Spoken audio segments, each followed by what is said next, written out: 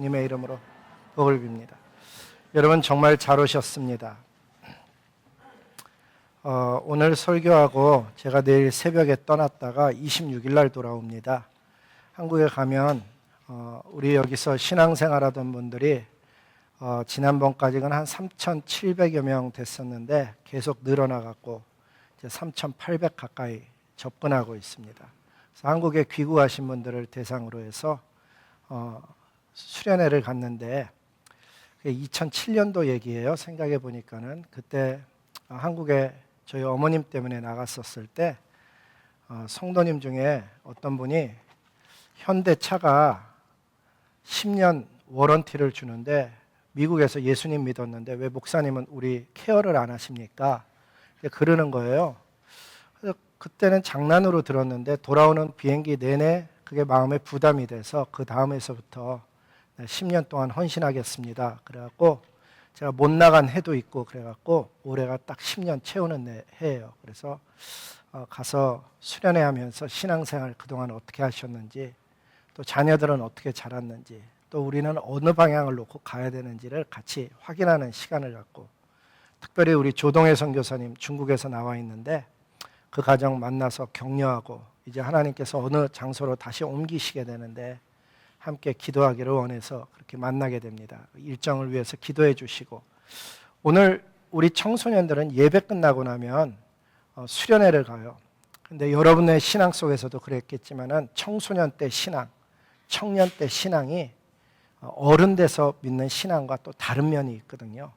그래서 우리 청소년들을 위해서 기도해 주고 싶은데 다 같이 기도할 때 우리 하나님께 청소년들의 마음속에 찾아와 달라고 기도해 주시고, 특별히 수련회 가 있는 기간 동안에 자녀를 두신 분들은 하나님께서 그런 마음 주시면은 새벽에 나와서 엎드려서 세상을 이기는 자녀, 세상에 하나님의 복음을 그분의 영광을 드러내는 그런 자녀 되게 해달라고 여러분 함께 기도해 주시길 바랍니다.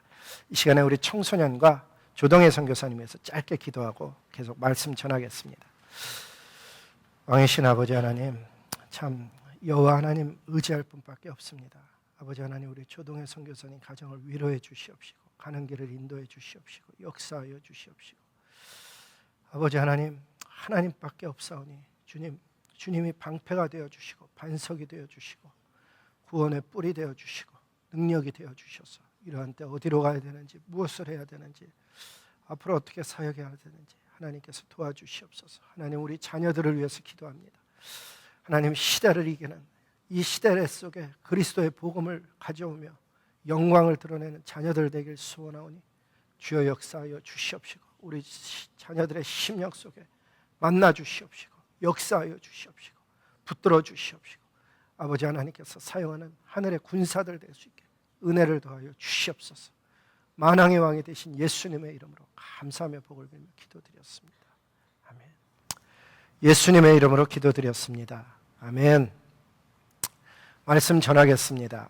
오늘 저희가 읽은 말씀은 디모데 후서 말씀인데 1:1 제자 양육을 하신 분들은 저 말씀을 암송하게 되어져 있죠.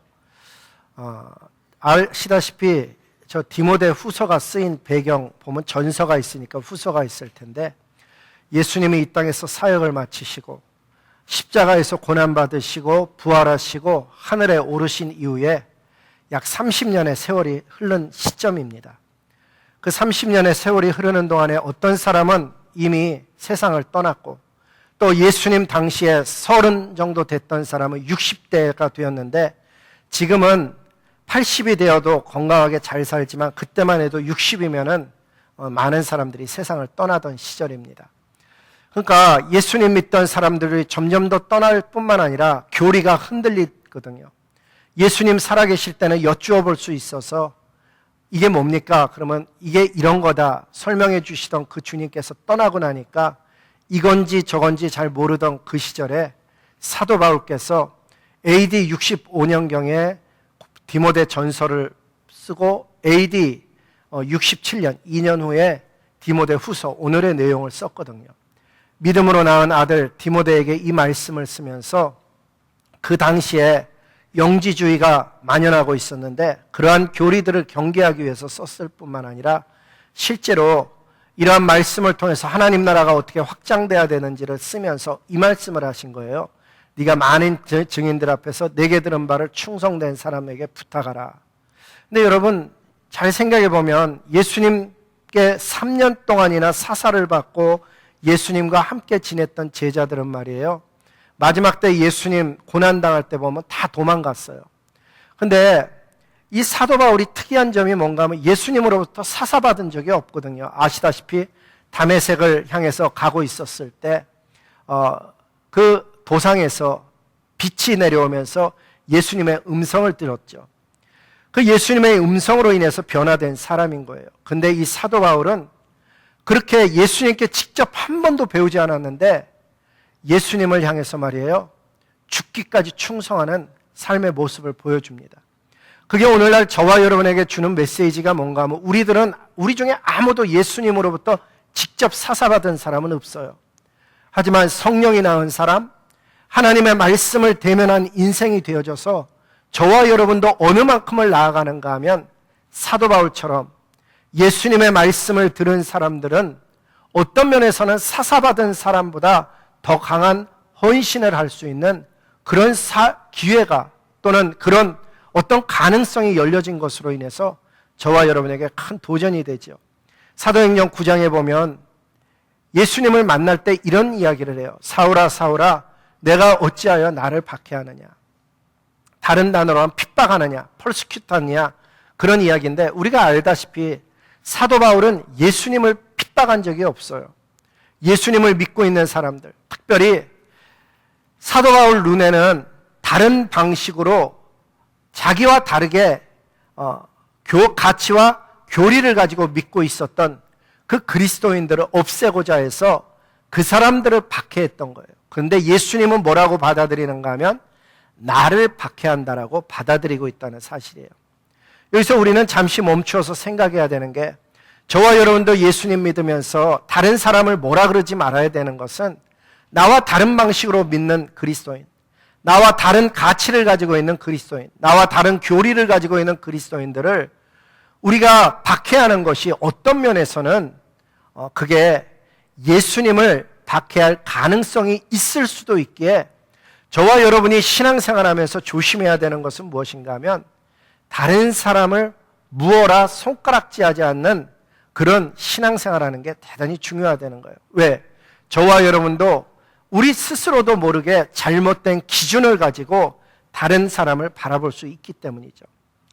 2000년대에 들어오면서 제일 먼저 나왔던 기독교계의 책 중에 2권이 아주 기독교 사회 속에 충격이 되어졌는데, 2001년에 쓰여진 오강남 교수님이란 분이 있었는데 예수는 없다라는 책이었고, 바로 다음 해에 예수가 외면한 한 가지 질문이라는 책이 나왔습니다. 놀랍게도 이 두 책은 예수님에 관해서 예수가 없다, 예수님이 외면한 한 가지 진리, 제목에서 알 수 있다시피 기독교를 어찌 보면 힘들게 하는 책인데도 기독교계 내에서 베스트셀러가 됐었고, 그 책은 2000년대를 들어오는 우리 기독교의 포스트 모던 종교관을 가장 잘 보여줬던 책으로 평가를 받고 있습니다. 이 책에서 주장하는 것은 무엇인가 하면 신앙생활할 때 타 종교에 대해서 열린 종교관, 열린 마음을 가지라는 거예요. 그러게 신앙인으로서 당연한 자세라는 거죠. 맞습니다. 종교인으로서, 신앙인으로서 어떻게 보면 열린 종교관, 열린 마음을 갖는 것이 어떤 면에서는 적절할 수도 있습니다. 근데 여러분, 아담의 시대나 지금의 시대나 똑같은 건데 뭔가 하면은 하나님의 말씀을 듣고 가치를 정하느냐, 아니면 하나님 이외에 어떤 사람, 학문, 어떤 논리, 지혜라고 부르는 그 무엇인가, 하나님 이외의 말을 듣고 움직이느냐에 따라서 저와 여러분이 가는 길이 달라진다는 사실이에요. 그래서 제가 제 1번을 뭐라고 썼는가 하면, 열린 종교, 열린 마음을 가지고 기독교를 바라보게 되면 기준이 다르기 때문에 어쩌면 저와 여러분도 사울과 같이 예수님을 핍박할 가능성이 있다라는 것을 알려드리고 싶은 거예요. 왜? 이것은 제가 만들어낸 이야기가 아니고 성경에서 보면 말이에요, 얼만큼 차이가 나는가 하면 엄청난 차이가 나는데 잘 보이지가 않는 거예요. 단어 자체가 열린 종교, 얼마나 괜찮아요. 열린 마음, 얼마나 괜찮은 단어예요. 종교가 이 시대 속에 주는 메시지가 여러분 좋은 것 같아요. 제가 보기에는 이 시대 속에 던지고 있는 종교의 메시지는 어떤 면에서는 위기예요. 왜? 하나님을 믿는다는 이슬람, 알라라고 부르는 그 신을 믿으면서 알라가 가르쳐준 것도 자비심이고요, 사랑이고요, 공의고요, 전부 똑같은 걸 배웠는데 시대 속에서는 어떻게 드러나는가 하면 나와 다르면은 죽이는 거예요. 나와 다르다고 폭파시키고 사람들을 없애는 거예요. 그러니까 우리가 종교로 부딪히고 싸우지 말자. 이래서 열린 종교라는 게 좋아 보인단 말이죠. 기독교와 불교가 부딪히지 말고 각자가 자기의 편에서 다른 종교를 존중해 주는 것 얼마나 좋은 태도냐.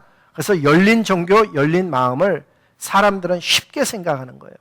하지만 진짜 하나님이 그렇게 말씀하셨느냐? 이건 또 다른 얘기잖아요. 거기까지 가기 전에 이 열린 종교를 이야기하는 사람들이 자주 이야기하는 게 뭔가 하면 산에 오르는, 진리의 산을 오르는 이야기를 해요. 기독교만 정상에 다다르는 것이 아니고 불교나 이슬람이나 유교나 도교나 어디로든 산에 올라가면 정상에 도달한다는 거죠.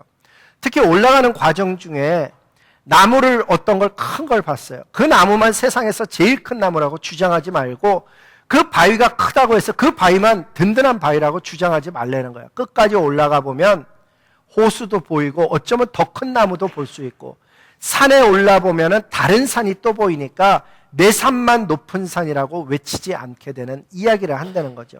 그 얘기를 종교에다가 그대로 대입해서 이렇게 얘기하는 거예요. 기독교만 진리라고 외치고 하나님만 유일한 신이라고 주장한 것은 좁은 소견이고 무지함이고 닫힌 종교라는 거예요. 그렇게 종교에 접근을 하면 진짜 하나님이 안 보인다는 거죠. 진짜 하나님을 보려면은 하나님이 우리 인간에게 무엇을 이야기하려는가를 봐야 되는데 성경이 이야기하는 하나님은 무조건 복종을 요구하는데 그거는 참 신이 아니라는 거예요.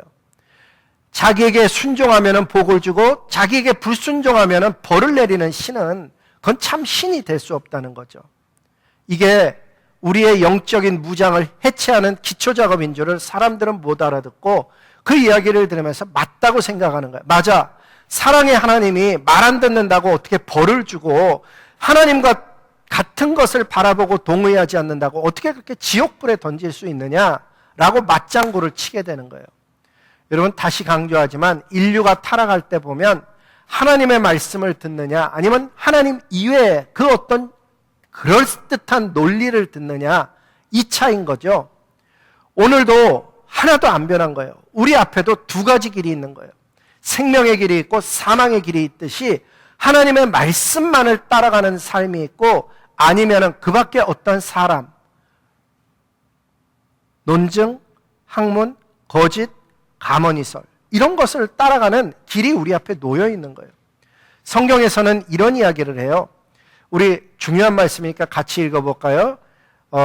출애굽기 20장 3절인데 같이 읽겠습니다. 시작. 너는 나 외에는 다른 신들을 내게 두지 말라. 다른 얘기로 하면 한마디로 열린 종교니 열린 마음이니 하면서 다른 신들을 인정하거나 따르지 말라는 거예요. 그 바로 뒤에 23장 13절 말씀은 이렇게 설명을 해놨어요. 내가 내게 이른 모든 일을 삼가 지키고 다른 신들의 이름은 부르지도 말고 너의 입에서 들리게 하지도 말라는 거예요. 어느 정도예요? 하나님은 다른 종교를 억셉하는 그런 이야기를 이야기한 게 아니고 그 종교, 어떤 신, 그것은 부르지도 말고 너의 입속에 있게도 하지 말라고 그렇게 아주 내로한 이야기를 하고 계시는 거죠. 이런 이야기를 그 열린 종교 쪽에 있는 분들은 이야기할 때 뭐라 그러냐면 하나님을 뭐라 그러니까 불경스러우니까 이렇게 설명을 해요. 깡패가 그 동네에서 너 내 말 들으면 내가 너 보호해 줄게. 근데 너 내 말 안 들으면 가만 안 놔둬 하는 식으로 하나님 믿으면 내가 너에게 복을 줄게. 너 하나님 안 믿으면 가만 안 놔둬. 이렇게 한다는 거죠. 근데 그거는 정말 왜곡된 이야기예요. 왜? 성경에 보면 하나님이 그렇게 말씀하시는 이유, 너 다른 신들의 이름은 부르지도 말고 들리게도 하지 말라는 저 이유가 무엇인가 하면 사단이 하는 일은 몰래 도둑처럼 들어와 갖고 죽이고 멸망시키기 때문이에요. 요한복음 10장 30절은 이렇게 이야기합니다. 도둑이 오는 것은 도둑질하고 죽이고 멸망시키려는 것뿐이요, 나 예수 그리스도가 온 것은 양으로 백성들로 하여금 생명을 얻을 뿐만 아니라 그 생명을 통해서 더 풍성한 삶을 얻게 하려고 오셨다라고 말씀해 주는 거예요. 저와 여러분은 하나님 떠나게 살면은요, 반드시 영원히 노략질 당하게 되고요, 영원한 사망에 이르게 되고요, 그 삶이 디스트로이, 멸망하게 되는 거예요. 하나님은 그래서 그걸 예방하니라고 자녀들에게 너 다른 신들은 결코 쫓지를 말아라, 그 이름조차도 부르지 말라고 그렇게 경계를 하신 것이지, 깡패처럼 너 내 말 안 들으면 벌받아 이렇게 다가온 게 전혀 아니라는 거예요. 열린 종교니 열린 마음이 이렇게 하면서 하나님께 다가서게 되면요, 반드시 구원으로부터 멀어질 뿐만 아니라 하나님과 등지게 됩니다. 왜? 자기도 모르게요, 하나님께 다가서면서 인간의 윤리나 도덕의 잣대를 갖다 대는 거예요. 윤리나 도덕의 잣대로 보니까는 이 교회가 비난받아서 마땅하고 무시하게 되는 거예요. 마치 사도 바울이 자기가 가지고 있던 종교의 관으로 그리스도인들을 딱 대보니까 이게 틀리거든요. 가치도 틀리죠, 하나님을 믿는 방식도 틀리죠, 교리도 틀리죠. 그래서 그들을 박해하고 담에색으로 가고 있었는데, 하늘에서 들리는 음성은 그 사람들을 박해하는 것이 네가 왜 나를 박해하느냐라고 주님이 말씀하셨다는 사실이에요. 오늘날에도 열린 마음, 열린 종교로관이라는 다른 렌즈를 갖다가 그리스도의 교회에다가 적용을 하기 시작하면은 하나님의 교회를 비난할 수밖에 없는 그런 자리에 자기가 스스로 가게 되는 거예요. 이 오강남 교수님이 첫 번째 하는 얘기는 뭔가 하면은 기독교를 해체하는 이야기이기도 해요. 진리를 믿자 하면서 해체하는 이야기인데, 첫 번째는 열린 마음을 가져서 다른 종교에도 열린 마음으로 대해라. 다른 종교도 거기도 진리가 있는 건데 너희가 모르는 것이다라고 이야기하고 있는 거죠. 두 번째는 성경을 읽을 때 문자적으로 읽지 말라고 이야기를 해요.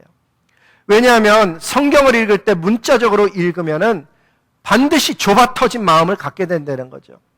그분들이 이야기하는 이야기는 뭔가 하면 달을 가리키는 손, 달에 해당하는 예수님을 붙잡아야지 손을 보고 있으면 안 된다라고 이야기를 하는 거죠. 정말 그럴까? 정말 하나님은 문자적으로 읽지 말라고 하셨을까?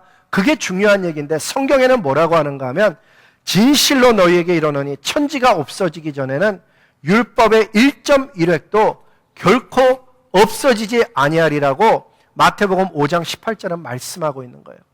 여러분, 1.1획이 의미하는 바가 뭐예요? 1.1획은요, 그 말씀이 문자적으로 해석될 수밖에 없음을 이야기하는 거예요. 성경의 모든 내용을 다 문자적으로만 읽고 해석해야 된다면 문제가 될 수 있죠.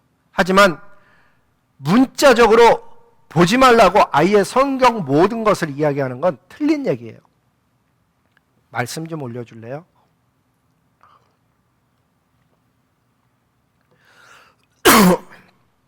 (1.1획이라고) 의미하는 것은 문자적인 것을, 그게 뭐 대충 이해를 하고 개념을 가지라는 얘기가 아니죠. 1.1획도 없어지지 아니하리라고 이야기해요.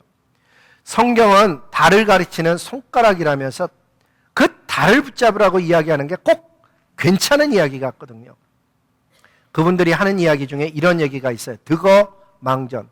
득어, 고기를 얻었으면 망전, 그것을 잡았던 그물은 내려놓는다는 의미예요. 예수님을 알게 됐으면 성경을 초월해서 믿어야지 문자를 벗어나지 못하고 성경을 하나님 믿듯이 믿느냐면서 이야기하는 거예요. 정말 그렇느냐? 아까도 봤지만은 1.1획도 없어지지 않을 뿐만 아니라 성경은 이렇게 얘기하고 있어요. 디모데후서 3장 15절에 보니까 이 성경이라는 것은 너희로 하여금 예수 그리스도 안에 있는 믿음으로 말미암아 구원에 이르는 지혜가 있게 한다는 거예요. 성경이 없으면 구원에 이르는 지혜를 얻을 수가 없는 거죠. 구원에 이르는 그 지혜를 필요로 하기 때문에 성경은 뭐라고 말씀하는가 하면 구약의 왕들에게는 성경을 가까이 두고 읽으라고 했고 이 말씀을 떠나지 말라고 했고 이 말씀에서 좌로나 우로나 치우치지 말라고 했고 이 말씀이 너의 입에 항상 있을 뿐만 아니라 너의 문설주에 너의 가족 속에 이마에 그리고 너의 경술에도 달아갖고서는 기회만 된다면 너희 자녀들에게 강론까지 하라고 주님은 말씀해 주셨던 거죠. 요한복음 10장 35절은 더 분명하게 이런 이야기를 합니다. 성경은 패하지 못한다. 여러분 여기서의 패하지 못한다는 그릭 원어를 보면은요, 이것은 파괴하다 혹은 무효화시키다라는 의미를 가진 단어예요. 하나님의 말씀은 파괴될 수도 없고 무효화할 수도 없다는 거예요. 열린 종교를 가진 사람들이 이야기하듯이 예수님을 믿어가는 데 있어서 그것은 손이 아니고 예수님을 알아가는 길이었던 거예요. 하나님의 말씀은 우리에게 말씀하기를 성경은 폐하여지는 것도 아니고 구원에 이르는 지혜를 주신다는 거예요. 그러면 왜 오강남 교수님은 그런 이야기를 했을까? 아마도 이분은 분명히 백그라운드가 불교이거나 아니면 불교에 심취한 적이 있었던 분일 거예요. 왜? 불교에서는요, 해탈이나 득도를 하면 더 이상 경전이 필요하지 않아요. 왜 필요하지 않는가 하면 해탈하는 순간에 내가 부처인 거예요. 부처가 따로 있는 게 아니에요. 득도한 사람이 부처가 되는 거예요. 그래서 어디에도 매이지 않는, 무엇의 문자에 얽매이지 않는 삶을 살게 되는 거죠. 하지만 기독교는 불교가 아니고 우리는 예수님을 영접했다고 해서 우리 스스로가 하나님이 되는 것은 아니에요. 계속해서 말씀을 바탕으로 신앙생활을 할 뿐만 아니라 말씀을 기준 삼아 거울 삼아서 내 자신을 봐야지만 내가 얼마나 부족한지가 깨달아지고 내가 얼마나 연약한지가 깨달아지고 아무것도 아닌 인생에게 찾아오신 그 하나님이 얼마나 은혜의 하나님이신가가 점점 더 읽으면서 달라지는 거예요. 여러분 10대 때 읽은 성경과 20대, 30대, 40대, 50대 때 읽은 성경이 다른 거예요. 신앙의 초기에 읽은 성경과 신앙이 성숙하면서 읽혀지는 성경은 전혀 다른 성경이 된다는 사실이에요. 따라서 오강남 교수님이 얘기하듯이 열린 마음을 갖거나 성경을 문자적으로 읽지 말라는 얘기는 우리의 신앙을 무장해제시키는 것과 똑같은 이야기예요. 마지막 세 번째는 아무 것에도 얽매이지 않은 삶을 살라고 권면하는 거죠. 근데 그렇게 살면은 사울처럼 자기도 모르게 기독교인을 핍박하는, 결국은 예수님을 핍박하는 삶을 살게 되는 거예요. 오강남 교수님 뭐라 그러는가 하면 예수나 붓다가 가리키려는 종교는 그것은 우리처럼 이렇게 종교 생활에 얽매이라고 주일마다 교회 가라고 주일마다 헌금하라고 가리킨 종교가 아니라는 거예요. 그러면은 어떤 면에서는 굉장히 좋은 포인팅이에요. 하지만 그것이 허상을 깨트리는 것도 아니라는 거예요. 오강남 교수님이 얘기하듯이 날마다의 실상을 발견해주는 종교를 가르쳐주기 위해서 예수님이 왔냐? 전혀 그렇지 않아요. 여러분 성경의 얘기는요, 무슨 종교를 찾아서 실상을 발견하라는 얘기가 전혀 아니에요. 성경의 얘기는 예수님의 관심은 철저하게 죄를 회개하고 하나님 나라를 유업으로 받으라는 메시지였어요. 기독교의 기초는 그래서 십자가 부활 재림 하나님의 나라일 수밖에 없는 것이고 그것을 아주 짧게 요약한다면 죄로부터의 해방 혹은 용서 그리고 하나님 나라를 유업으로 받는 것에 관한 이야기인 거예요. 예수님의 공생의 처음이 그래서 예수님의 첫 메시지가 뭔가 하면 회개하라 천국에 가까웠느니라. 예수님이 사역 다 마치고 하늘나라에 올라가면서 올라가기 직전에 부활하셔서 40일 동안에 전했던 것도 보면 딱 한 메시지였어요. 하나님의 나라를 증거하시니라. 사복음서에는 어디를 찾아봐도 자아로부터의 해방이라든가 종교 간의 대화라든가 열린 마음이라든가 허상에서 벗어나 실상으로 들어가는 이야기를 한마디도 하지 아니하셨어요. 그게 정말 중요한 것이라면, 그게 핵심이라면 그거 얘기하셨겠죠. 예수님은 그런 이야기를 전혀 하지 않았어요. 오히려 예수님은 전혀 반대되는 얘기를 했어요. 이런 이야기를 하셨어요. 요한복음 14장 6절에 보면 내가 곧 길이요 진리요 생명이니 나로 말미암지 않고는 나를 곧도로 안 하고서는 아버지께로 올 자가 없느니라. 얼마나 폐쇄적인 얘기예요. 예수님을 통하지 않고는 아버지께로 갈 자가 없다고 하는, 자기 스스로가 길이고 진리고 생명이라고 얘기하는 얼마나 폐쇄적인 얘기예요. 아쉽게도 이러한 진리는요, 오늘날과 같은 포스트 모더니즘 시대에는 빛을 발하지 못해요. 오늘날에는 어떤 것이 빛을 발하는가 하면, 나에게도 진리가 있을 수 있지만은 저 종교에도 진리가 있을 수 있다라고 쿨하게 받아들이는 게 오늘날의 사람들에게는 받아들여지는 거예요. 왜? 우리도 모르게 교육 시스템 자체 속에, 사회 문화 속에 포스트 모던 띵킹하는 웨이가 들어와 있는 거예요. 우리 교회 속에도 들어와 있는 거예요.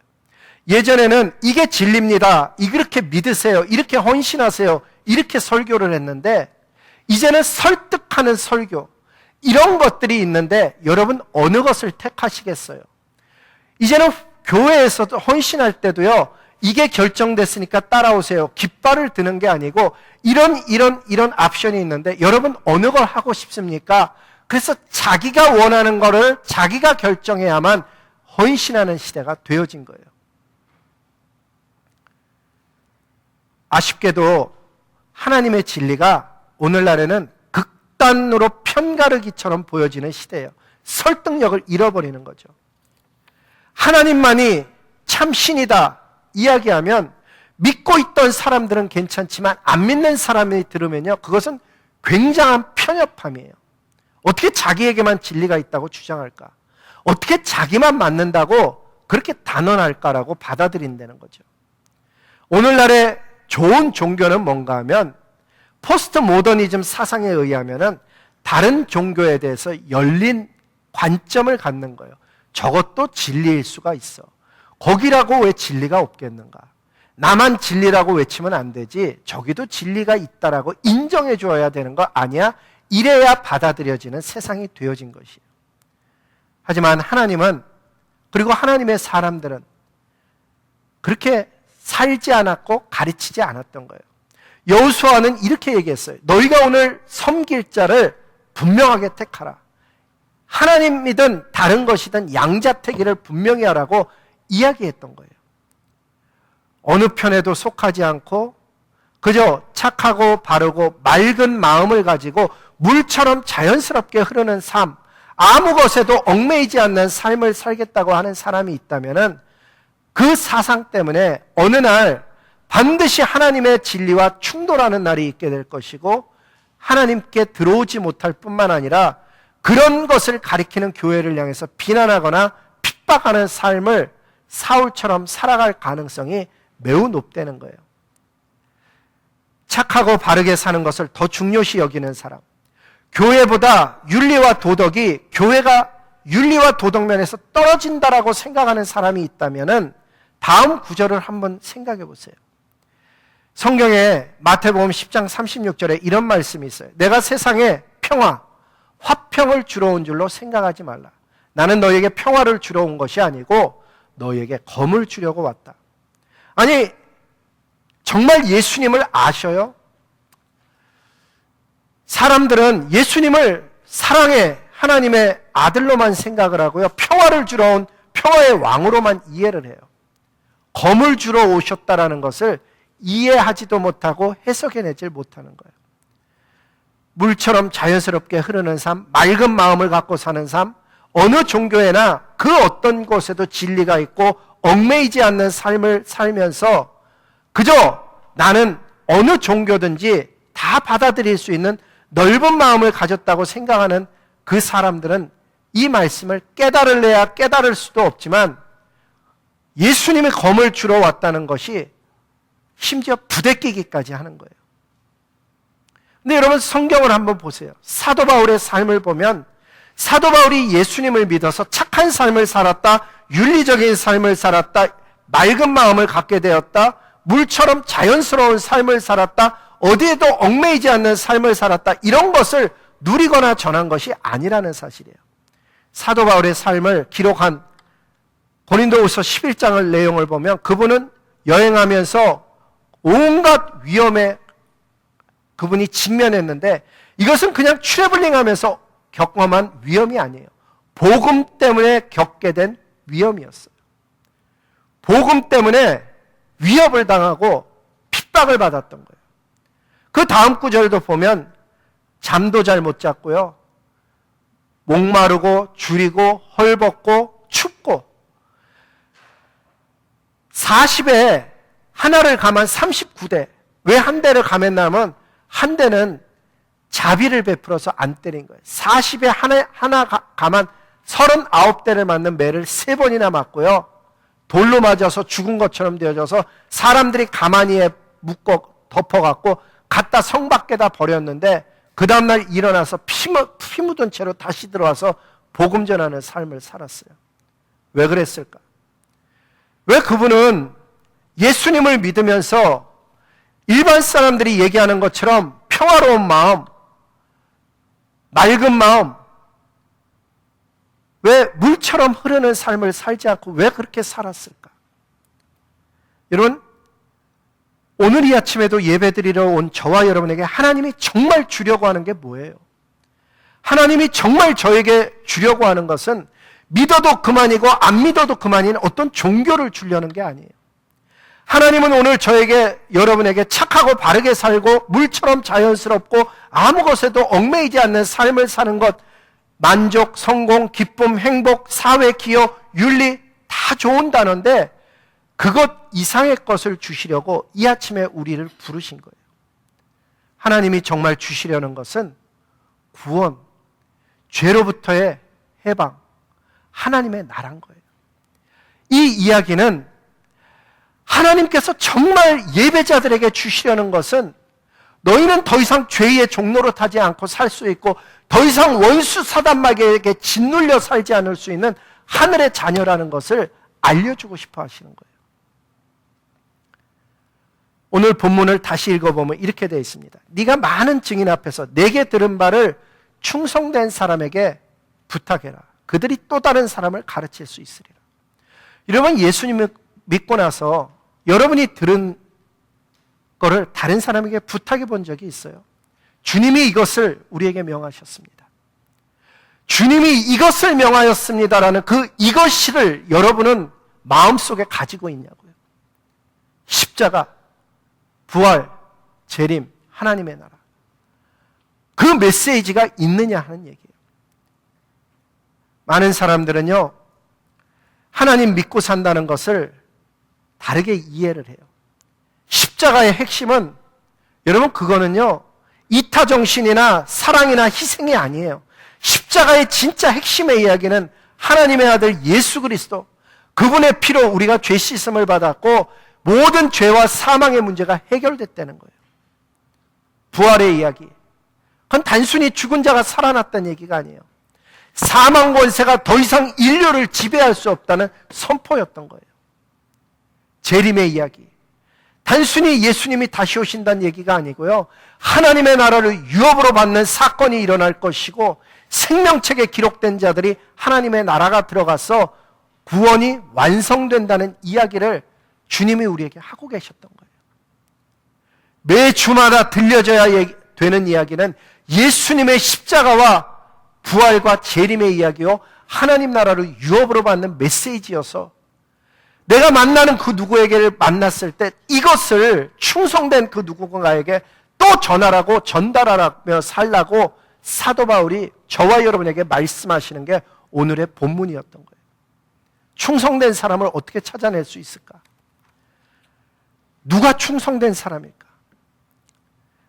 어려운 이야기 아니에요. 충성은요, 배반하지 않는 거예요. 충신, 배반하지 않는 거죠. 하나님의 말씀과 약속에 대해서 배반하지 않는 거예요. 충성된 사람은요, 하나님이 맡긴 일들에 대해서 묵묵히 감당을 해요. 그게 어떤 자기에게 유익이 돼서가 아니에요. 하나님께 다가오는 이유가 뭐냐고요. 물론 하나님이 주시는 것도 있죠. 기도 응답도 하시고 행복도 주셔요. 맞아요. 아름다운 삶을 주셔요. 근데 그것 때문에 하나님을 섬기는 것은 아니란 이야기예요. 진짜 충성된 사람은요, 비가 오나 눈이 오나 바람이 부나 하나님만 향해서 걸어가는 사람이에요. 그 사람이 충성하고 있는지 어떻게 알아요? 어떻게 헌신하고 있는가를 보면 아는 거예요. 주님은요, 제자들을 부르실 때서부터 이렇게 불렀어요. 너희는 나를 따라오너라. 내가 너희를 만들어준대요. 사람을 낚는 업으로 만들어주리라. 주님은 follow me, 주님 따라오라 그랬어요. 수많은 사람들이 교리, 교단, 사람을 따라가는데 여러분, 우리가 따라가야 되는 분은 예수 그리스도인 거예요. 주님은 또 제자들에게 내 안에 거하라고 말씀하셨어요. 주님 안에 거하게 되면은 나도 너희 안에 거하시겠다고 약속해 주신 거예요. 예수님 안에 거하게 되면 세상이 알지 못하는 하나님만이 줄 수 있는 평화를 누리게 될 뿐만 아니라 하나님 나라가 소유되는 거예요. 요한복음 3장 3절과 5절을 보면 물과 성령으로 거듭나지 않는 사람은 하나님 나라를 볼 수도 없고 들어갈 수도 없다고 분명하게 말씀하고 계셔요. 하나님 나라를 바라보는 사람, 그 사람이 이 세상을 다르게 살 수 있는 거예요. 그냥 주님 안에 거하는 데서 만족하고 주저앉으라 그러는 게 아니고 주님은 세상으로 나가. Go into all the world. 여기서의 세상은 복음 가지고 다른 나라에 가서 복음 전하라는 의도도 포함이 되어 있겠지만 사실 문자적으로는요, 모여서 우리끼리만 예배드리던 이 모임에서 나가서 세상을 향해서 나갈 때 직장으로 향해서 연구소로 학교로 삶의 현장으로 나아갈 때 그리스도와 함께 가는 것을 주님은 말씀하시는 거예요. 예수님 때문에 손해볼 줄 아는 사람, 예수님 때문에 고개 숙일 줄 아는 사람, 예수님 때문에 정직한 사람, 예수님 때문에 겸손한 사람, 예수님 때문에 불편한데도 불구하고 정직하게 이야기할 뿐만 아니라 자기의 연약함을 드러내며 살아가는, 왜냐고 물어보면은 나의 주인이 원하시는 삶이라고 담대하게 전하는 그런 삶을 주님이 원하셨던 거죠. 그거를 누군가에게 부탁하래요. 예수님 믿으면서 한 명에게도 십자가를 전하는 삶이 나에게 주어졌듯이 당신에게 주어졌노라 전하며 살지 않는 것. 그것은 어쩌면 예수님이 생각하는 크리스천의 삶과 다른 길을 걷고 있을지도 모르겠어요. 오늘 이 아침에 주님은 저와 여러분에게 세상을 이기는 사람, 세상의 빛과 소금이 되는 사람이 되고자 하면은 예수님을 따르고 예수님 안에 거하고 세상으로 나아가라는 이 메시지를 너만 갖는 게 아니고 누군가에게 충성된 자에게 전하면 그 사람이 또 전하게 될 것이라서 주님 오시는 날까지 그 일하며 살라고 저와 여러분을 부르셨는 줄로 믿습니다. 십자가를 질 수 있나 물어보실 때 내가 여기 있습니다 대답하는 저와 여러분 모두가 되기를 소원합니다. 우리 다 함께